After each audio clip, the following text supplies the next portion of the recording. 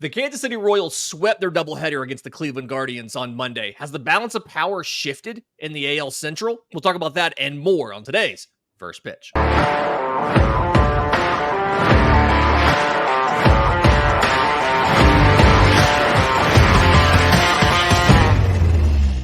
Yes, welcome on into First Pitch. I'm your host, Lindsay Crosby, joined as always by Christian Rauh, managing editor of InsideTheCardinals.com.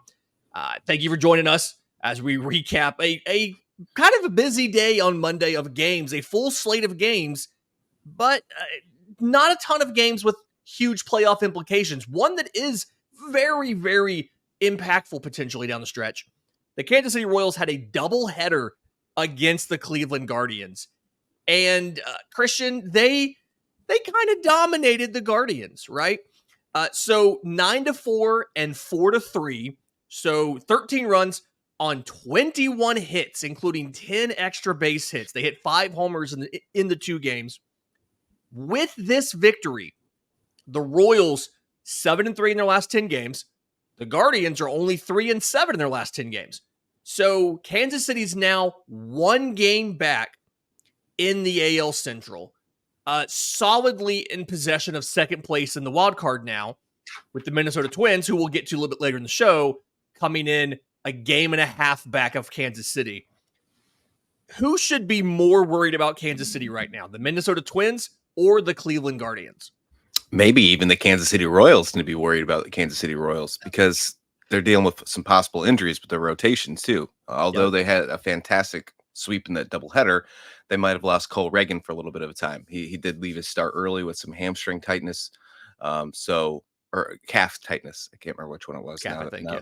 Yes. Either way, it might mean he misses a start or two or even more. So that could be worse. But I do think the Royals are rolling, and I don't know how much we can put stock into the doubleheader though, because check out the stat, Lindsay. Since the beginning of 2023, the Cleveland Guardians are 1-15 in doubleheaders. Whoa. Yeah. Why? Why are they so... That feels like it might be one of those weird, like, sample size quirk things. But at the same time, that's 32 games. That is a weird stat.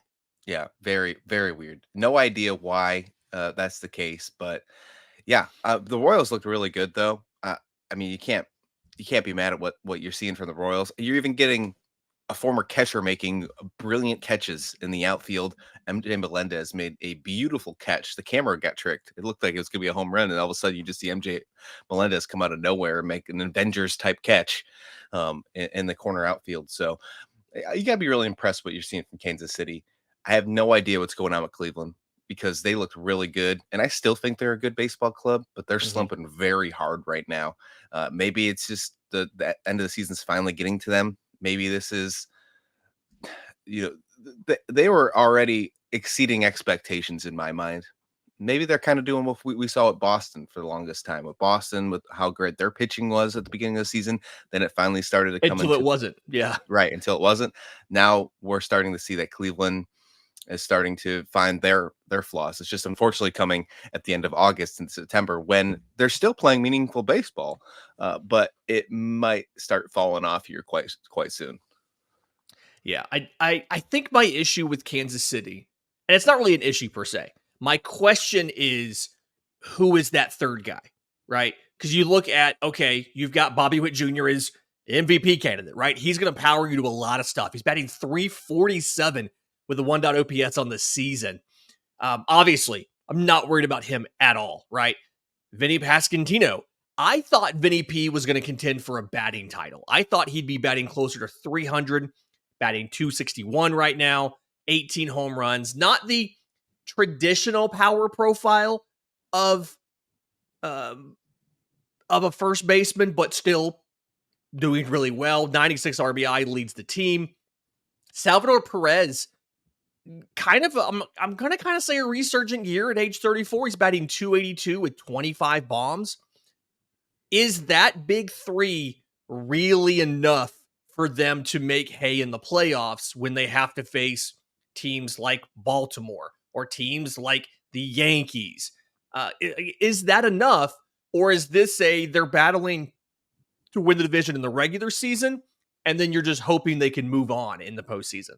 Yeah, if they can get a little bit more power from like Vinny P, maybe like Hunter Renfroe, that would be helpful. But hey, I mean Salvador Perez, he had a grand slam in the doubleheader yesterday too. So I mean, Yeah.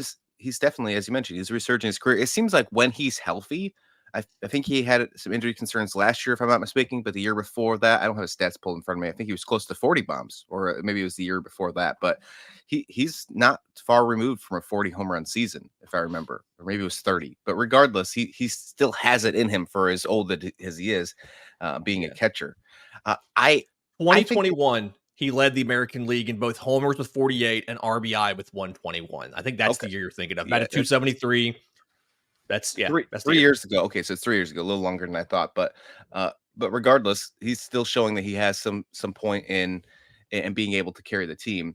I didn't know if that was going to be the case moving forward into the season. So I don't know if it's going to be enough because that is a cautious 1, 2, 3 or Mhm. big three, not 1, 2, 3, if you will. When you look at all the other ones, when you look at the Yankees, you look at the Orioles, as you mentioned. So I think they need a little bit more from the role players. First one that sticks out to me is a guy like Hunter Renfroe because we know he has that kind of power, and his arm sticks in the outfield, and obviously he's not going anywhere if he can produce with the bat. So that's the first guy that comes up to me that could step up to be maybe that number 4 guy. Yeah. On the IL right now, we'll see if he can come back. For me, I've always kind of liked Michael Massey, the second baseman. Sitting at 10 home runs in 70 games this year, batting almost 270. I've always felt like he was capable of a little bit more than you've gotten. And I think as he's readjusted to being back in the majors, I think maybe you can see a little bit. I could see him getting hot in the postseason. I do think that some of the outfield, I mean, yes, we've talked about MJ Melendez having a great catch. He's still only batting 216, and he's got amazing statistics as far as bat speed and things like that, and exit velocities. He just hasn't put it together. I feel like you've got some pieces, but I do still think this is a little bit of a flawed roster. You've got Garrett Hampson, who played 90 games in center. I think your outfield's a little bit of an issue still. So Though, interesting team. I still think you're a year away though. That's a good point, but they are finding a way to get it done. Other Yeah. than the New York Yankees, they are second place in August in team OPS. They have an 802 team OPS. The Yankees have an 803, so they're right in there. So I mean, when you're talking about all those home runs that Juan Soto, Aaron Judge are hitting, and you're only a point behind the Yankees in OPS for the team, and I think team OPS is more important than player OPS. So hey, they're finding a way to get it done. Let's just see if it can translate into postseason, because I think we are going to see this team as either the AL Central winner or probably the second wild card. Mm-hmm. Yeah. Okay. So looking at teams that are talking about probably winning their divisions, Philadelphia Phillies, Houston Astros open a series. Philly walks off Houston 3-2 in 10 innings. Really interesting kind of sequence how this happened. Josh Hader comes out for the Astros, strikes out the side in the 9th. They keep him in there for the 10th. He doesn't record an out. Kyle Schwarber starts off on second base. Trey Turner draws a walk. Bryce Harper hits a ground ball to the outfield. Schwarber scores from second. Game over. Two-part question here. We'll start with Houston. Oh, sorry. Let's start with Philly. The big three in the order. So Kyle Schwarber, Trey Turner, Bryce Harper. Dreadful series against Atlanta. I believe they went, off the top of my head, like 2 for 33 with 17 strikeouts. I'm not exaggerating. It was an awful series for these guys. In this game, 4 for 11, 2 runs, an RBI, 4 walks to 4 strikeouts. Are they back enough for Philly to make noise in the postseason? Or do you still need to find a way to get them right and hopefully get teams to stop just spamming breaking pitches at them every at-bat? That's a good point. I think the recent series, the Royals, helped them wake up a little bit. We started seeing some really good performance from their entire lineup. Now, there are some questions with the pitching staff, and one of them is going to be pitching on Wednesday. Taijuan Walker is probably one of their biggest question marks. And they just get Ranger Suarez back. He looked pretty good in his return. But I think the Phillies, I think the Phillies are back, I guess, in a nutshell. If you want to give me like a solid answer, yeah, I think they're back. And I think that's a tough break for other teams trying to contend to get back into the NL East race, such like the Braves. But when you look at this team, and you'd have to assume, as well as this team is built for the postseason. There are Mhm. not many teams built like the Phillies when you're looking for the postseason. That's why they've had that success in the past few years. You'd have to assume they're going to figure it out eventually. And even though they had a pretty rough slump from the All-Star break and then to that West Coast trip just a few weeks ago, they're starting to figure it out. Yeah. I think at the end of the day, that's kind of where I lie is it doesn't matter. They're going to make the postseason, whether or not they hold on to keep the division, if Atlanta can make a surge and take it over, whatever. But we've seen what they've done in the postseason when, Bryce Harper gets mad at somebody and hits 2 home runs. Trey Turner goes off. Kyle Schwarber hits bombs. Castellanos, something dramatic happens. And so he has to respond with a homer. We've seen kind of some of these situations. And so I don't know if it matters if they're going right now or not, because all it matters is the postseason. I will say, though, if Philly has this amazing first half that they have, and then somehow don't win the division because these guys have been slumping so hard in the back half of the schedule, it's going to be, as a Braves fan, it's going to be hilarious, one. But it's just going to be disappointing, right? If I came to you at the All-Star break and said, hey, as good as Phillies has the best record in baseball, they've had the best offense in baseball, one of the best starts of a season in team history, they don't win the division, I think you would expect that the Braves behind them had to get hot and go like 50-20 in the back half of the schedule versus Philly being bad. It would be one of the biggest surprises, I think, of the first half of the season if I came to you at the All-Star break and said that. And so Definitely. they've got, I think for morale reasons, they have to hold on to the division. They cannot drop the division. Obviously, kind of previewing this week, there's a 4-game series Thursday through Sunday. Braves in Philly for 4. Atlanta, if they win one more game, they will have the season series win, which means they'll have a tiebreaker over Philly. So very, very important for Philadelphia to not only go into that series hot, but hopefully find a way to win the series, if not sweep it, just so they get that tiebreaker back over Atlanta. Because the way things have gone, Atlanta somehow persevering despite their injuries. We'll get to them in a minute.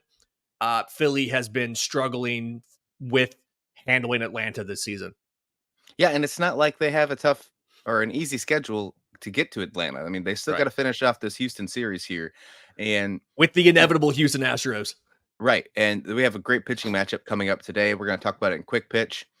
This Houston Astros team is still really impressive from what Mhm. they've gone from. I think we're going to have a lot of conversations about Houston today. I'm going to put them in one of my candidates for happy hour today when we talk about happy hour. So, yeah, this Houston squad, I think, they gave up the off yesterday, Lindsay, but I'm not that worried. I'm not that Yeah. worried. Yeah, and I think that was where I was wanting to go next with the Astros, because you look at the back end mix, they have to throw Hader in 2 innings. And full disclosure, I don't know what his pitch count was after the first inning, so that's fine. But you look at the back end of the bullpen for Houston, okay? They just signed Hector Neris 3 days ago because they just don't have a lot of options back there. They have Brian Abreu, they have Neris, they have Hader. And this was a team that had a very, very strong bullpen heading into, like, coming out of last season, right? And instead of re-signing a bunch of those guys, they just signed Hader. And so yesterday, Brian Abreu throws the 8th. Scoreless, 1 hit. I'm sorry, no hits, 1 strikeout. But then Hader has to go 2, takes the loss, is now 6-7. Is Josh Hader, Brian Abreu, Hector Neris enough when you consider the rotation questions that we've covered on this show about the workload and how long some of these guys can pitch? Are those 3 relievers enough for Houston to make a deep postseason run?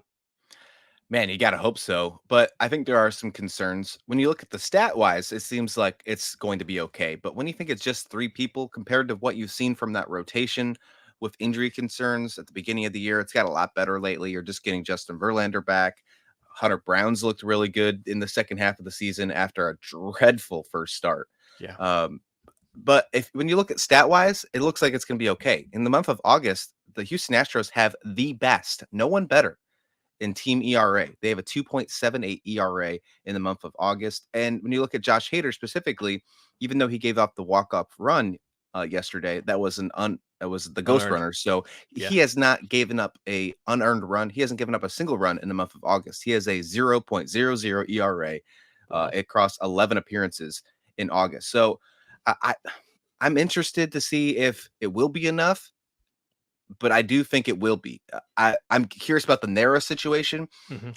because he's a good closer. The reason he got released is not because of performance. It's because the Cubs wanted to make sure they didn't have to worry about that $9 million investment next year because they're in a different kind of process of their rebuild. So they basically got a free pass getting an extra guy in their back of their bullpen. So I Yeah. think it might be enough, but I'm curious to see if Hector Neris can hold on and get reacclimated back to Houston. I think I've talked about this before on the show, but on the Braves Today podcast back in, I think, January, I talked to John Smoltz. One of the big things he said is to win in the postseason, you need 3 hot hitters, you need 3 hot starters, 3 hot relievers. And I feel like these guys can get hot enough to carry Houston to a title or at least to another ALCS appearance. But you mentioned getting Hector Neris. I want to talk about that. I threw this over to you because I wanted to get this in here. So we saw him get released by the Cubs, like you said, not performance, just for money. Drew Smiley, the Cubs are also releasing him so that he can hopefully latch on with a playoff team. If it, because you have to be in the organization, not on the 40-man roster, just in the organization on September 1st to be eligible for the postseason. Michael A. Taylor was put on waivers by the Pirates. Yeah. Yep. And we're going to get to the other part of that. Who's going to replace him in just a minute. And then we saw this last year. The Angels made some trades. They got Renato Lopez, a couple other guys. They put them on waivers late last year. I believe the Guardians Reds. claimed them. Reds. The Guardians. Reds Yeah, and Guardians. yeah. So they went different places. This has become releasing veterans for money reasons has become a lot more prevalent in the last few years.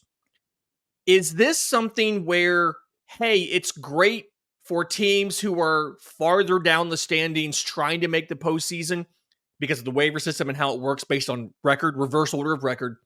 Is this a good thing where they can get reinforcements for essentially free to help make a push for the postseason? Or is this a problem that MLB needs to fix? I think for teams, I think they find this as a nice thing to have because, as you mentioned, you're getting, basically some free players. But as a fan, that's how I'm gonna take this approach. I don't like it because I think it takes a more conservative approach to the trade deadline. Because especially this year, because there were so many logjam teams at the trade deadline, plenty of teams were not willing to move certain players. I don't know if Drew Smiley or Elias Diaz was going to get moved at the trade deadline. I don't know if that was going to happen, but Right. some of these players could have been moved if this wasn't an option, maybe for a player to be named later, and that would have forced the hand as some of these teams to say, we're going to compete now. And that's a whole extra month of baseball of changing the narrative, right? That changes the entire month of August if you don't have this option now. But it didn't work for the Reds last year. It didn't work for the Guardians last year. And they're the two teams that really went out and get it. They got Lucas Giolito for the Guardians, and then you got the Reds that went out and got Harrison Bader. They went and got Hunter Renfroe. And it sounded exciting at the time. I remember when they went and got those guys, it's like, oh, the Guardians might be able to make a run now. They went and got Giolito. That could be a huge pickup. And it wasn't the case. So it doesn't seem like it's going to be anything blockbuster. But you'd have to think that it could pick up some depth issues. Like if you had, let's think about the Diamondbacks. You've had all these injury concerns. If Josh Bell, who they picked up at the trade deadline, but if he became one of those waiver wire pickups, and the Diamondbacks picked up him right now with a Walker injury, you'd have to think that would make some sort of big impact moving forward, especially how tight the wild card race is in the National League. Well, and I think that the response, I'm assuming the response the league would have to that would be, well, that's why it's subject to the waiver system, right? where the worst teams have a chance to claim Josh Bell before a better team would. I like it. Feel like I don't love it, and for some reason, to me, this kind of feels. I don't know. It feels outside of the spirit of how that system should be designed.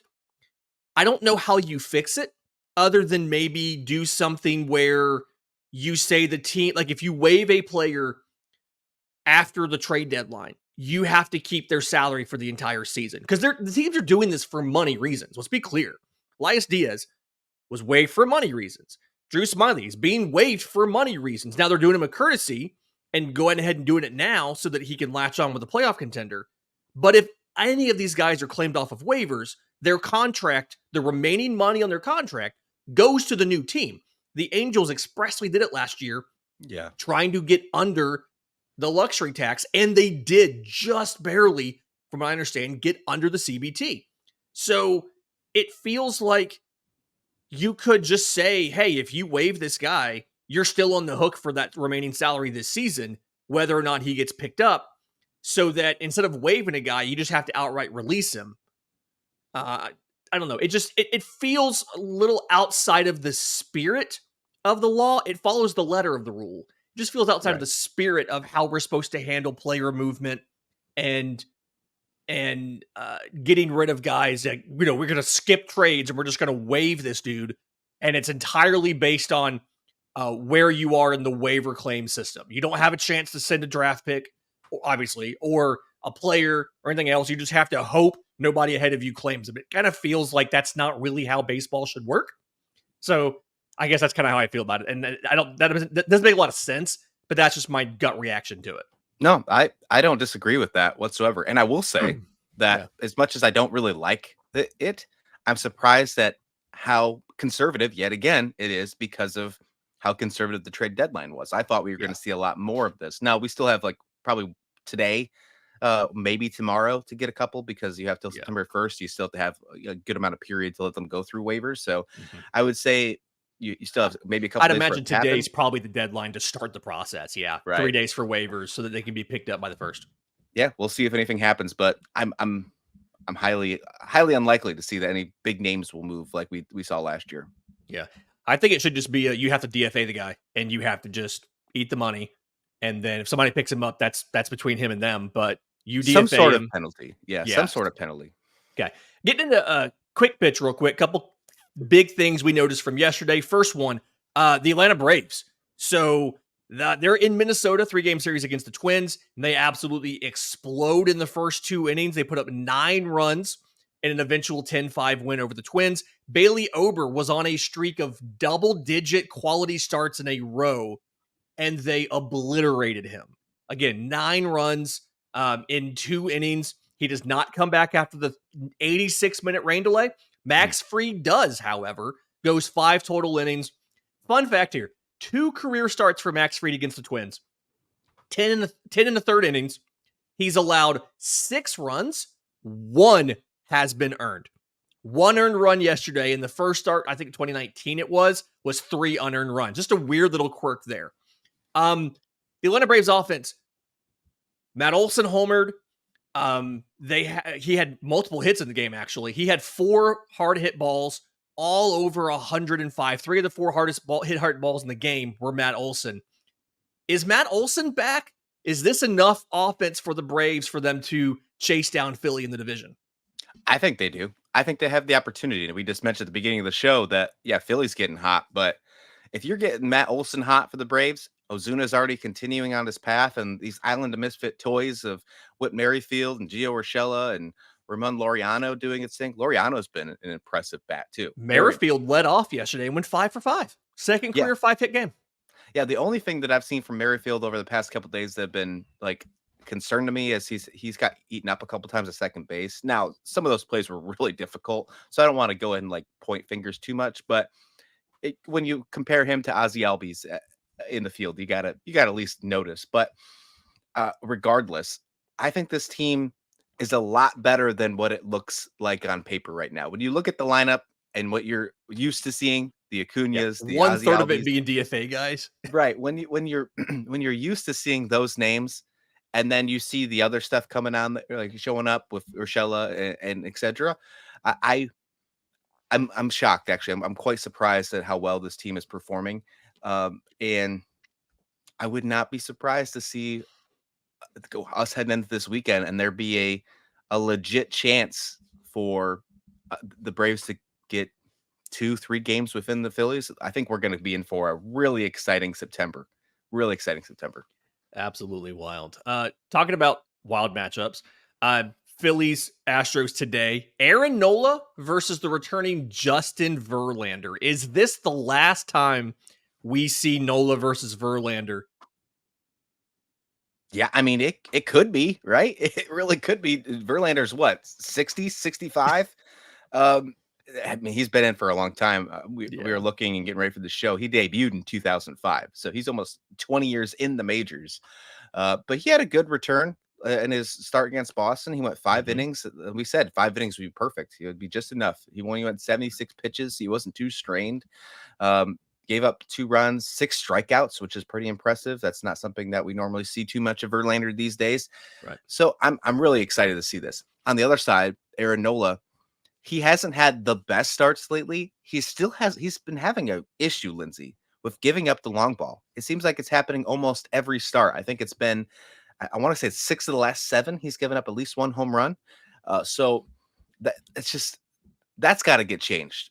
But when you look at this Phillies team, if Aaron Nola is your 4th best pitcher, because right now that kind of seems like the case, you're in a really good spot. But I'm really looking forward to this start between Nola, Justin Verlander, 2 greats of the game. Verlander is an obviously Hall of Famer. I think Nola could be in consideration for what he's done.